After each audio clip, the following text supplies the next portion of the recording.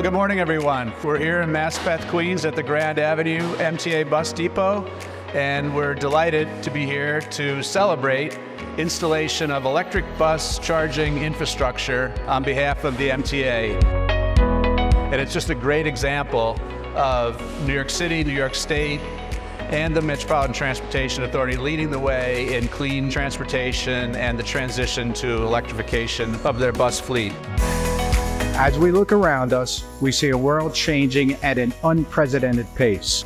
At the MTA, we are fully committed to leading the way towards a cleaner and more sustainable future by contributing to a world where future generations can breathe clean air and enjoy a healthier environment. With our valued customer, the Metropolitan Transportation Authority, we are working to electrify the nation's largest bus fleet.